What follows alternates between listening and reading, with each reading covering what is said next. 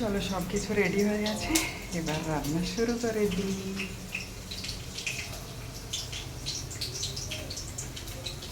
শাকও কাটা হয়ে গেছে, ধোয়া হয়ে গেছে।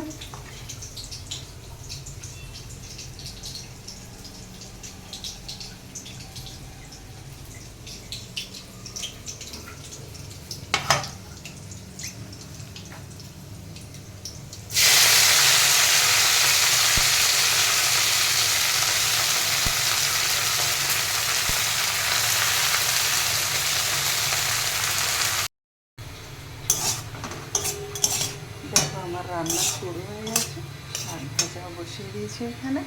এই যে জলও রেডি করে দিয়েছি, চাল ভিজানো হয়ে গেছে। মাছ ধুয়ে নুন হলুদও মাখানো হয়ে গেছে। মাটনটাও একটু ম্যারিনেট করে রেখেছি, ডিমটাতেও একটু নুন হলুদ রেখেছি, চিংড়ি মাছও তাই। সব কিছু রেডি হয়ে গেলে রান্না করতে বেশি সময় লাগে না, কিন্তু রেডি করতেই সময়টা বেশি লেগে যায়। রেডি না হলে কোনো রান্নাই হবে না, তাই চলো আমি রান্নাটা করি, সঙ্গে থাকো।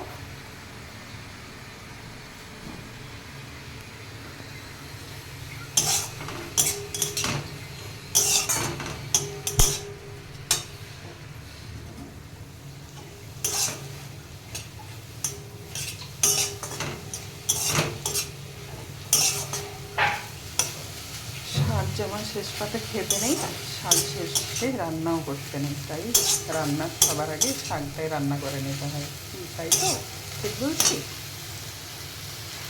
মা তো তাই শিখিয়েছিল যে শেষ পাতে শাক খাবি না আর সবার শেষে রান্নাও করবি না, তাই আমি সবার আগে শাক ভাজাটাই করে নিলাম। চলো তেল গরম হয়ে গেছে, এবার আমি মাছ ভাজা শুরু করে দিই।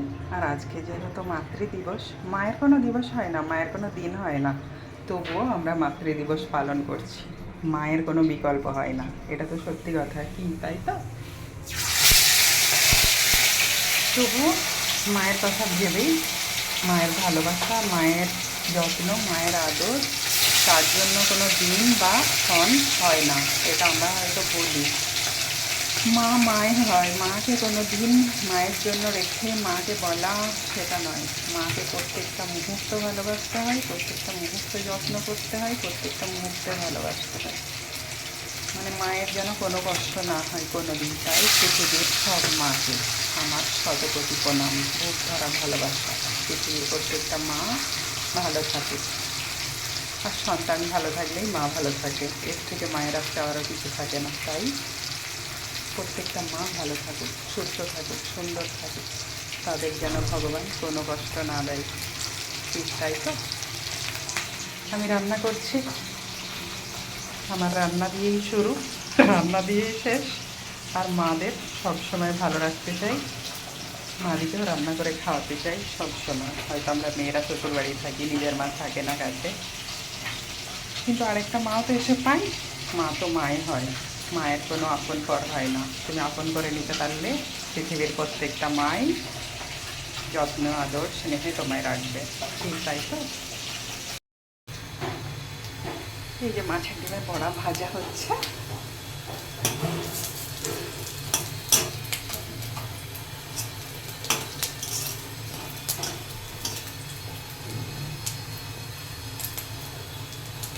আজকে মাটন রান্না করছি বলে কি আজকে গরম আমাদের এখানে কম হয়েছে? আমি সত্যি কথা বলছি, জানো, আজকে আমি মাটন এনেছি বলে জানি না কেন আজকে আমাদের এখানে গরমটাও কম। ওই ভগবান সব কথা শুনতে পাই, কেন জানেন? উনি সবার ইচ্ছেই পূরণ করেন, আমরা বুঝতে পারি না। তাই ভাবছিলাম যে এত গরমের মধ্যে আমি মাটন রান্না করবো, কী হবে না হবে, তো দেখছি আজকে আমাদের এখানে রোদই হয়নি, গরমও হয়নি, জানো। সত্যি একদম বিশ্বাস না করলে আমার কিছু করার নেই। আর এই যে ডিম ভাজা হচ্ছে, ডিম মানে মাছের ডিমের বড়া। আমার মেয়ে আবার পেঁয়াজ দিয়ে খেতে চায় না, তাই ওর জন্য একটু লঙ্কা দিয়ে শুধু ডিমের বড়াটা করে দিলাম। আর এই যে আমাদের জন্য আবার একটু পেঁয়াজ দিয়ে করে নেবো। আর এই বাটা মাছ ভাজা হয়ে গেছে, এখানে ডালও বসিয়েছি, ডাল হচ্ছে। এখন আমার প্রচুর কাজ, বাপরে।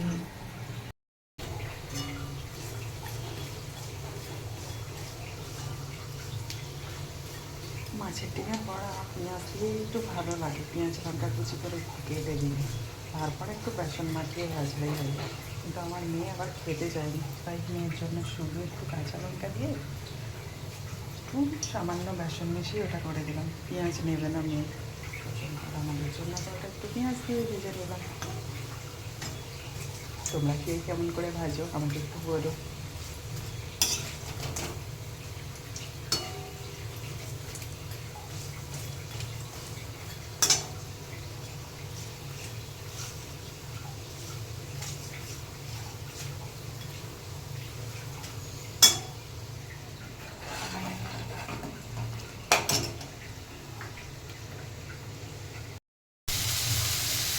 চিংড়ি মাছটা একটু ভেজে রাখি, কারণ ভেজে রাখি একটু ভালো থাকবে।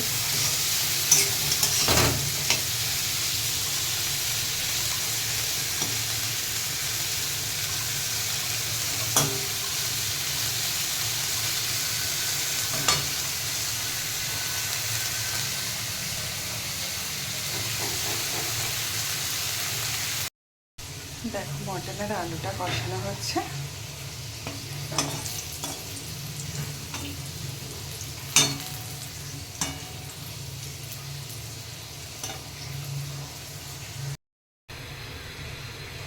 আলুটা কষানো হয়ে গেছে। এবার দেখো কড়াইয়ের মধ্যে একটু গরম মশলা, তেজপাতা, সামান্য একটু চিনি দিয়ে তেলটা গরম করে নিয়েছি। এবার পেঁয়াজগুলো দিয়ে দেবো। মাটন আমি সিম্পলভাবেই রান্না করি, তোমরা যেমন করো সেরকমই। আজকে তো গরমের দিন, তখন তো আরও সিম্পলভাবেই করবো, খুব রিচ করবো না। ওখানেই আছে, দেখ না না এখানে আছে, নিয়ে যা তো।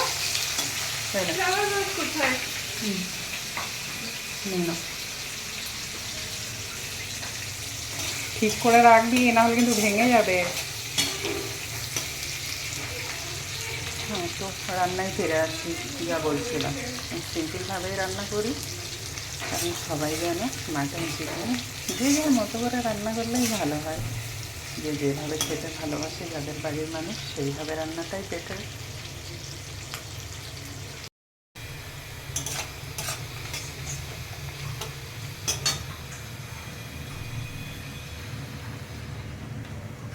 একটু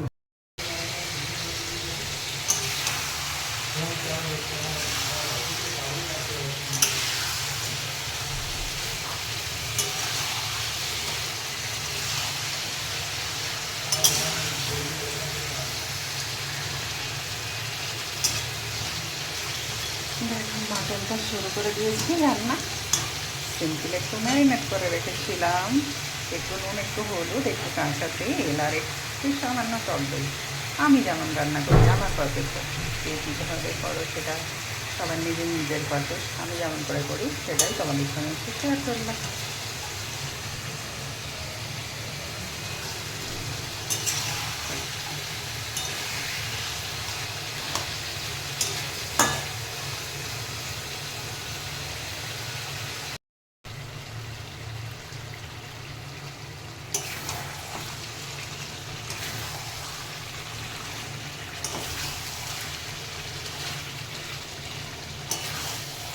মাটন রান্নার একটাই পদ্ধতি, মাটনটা যদি ঠিকঠাকভাবে কষানো হয় তাহলে মনে হয় মাটনের স্বাদ এমনিই পাওয়া যায়, তাই তো?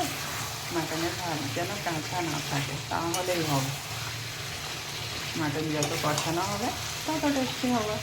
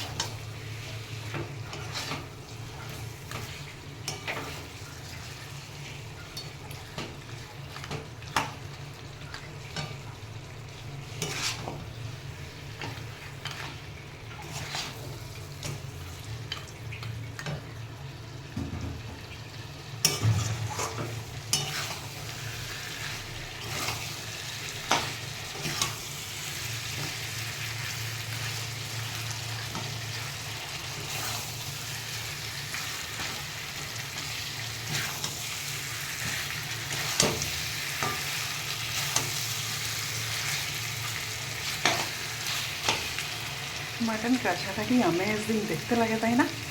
আমার তো বেশ ভালো লাগে, কিন্তু আমি মাটন কষা খেতে ভালোবাসি না।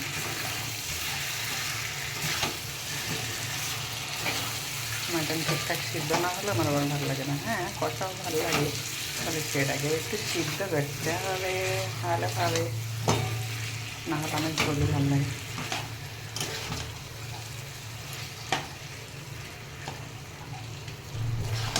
আর মাটন সিদ্ধ হতে বেশ সময় লাগে।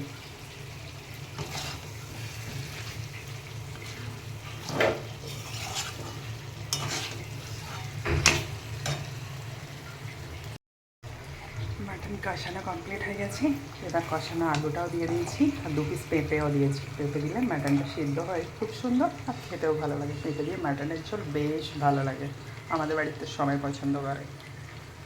আর এই যে গরম জল করতে দিয়েছি, গরম জলটা হয়ে গেলেই কুকারে দিয়ে দেবো, কারণ প্রেশার কুকারে না দিলে মাটন ঠিকঠাক সিদ্ধ হবে না, খেতেও ভালো লাগবে না। ওকে, রান্নাটা করি তাহলে। ব্যাস, মাটনের ঝোল কমপ্লিট হয়ে গেছে। পাতলা করে ঝোলই বানিয়েছি।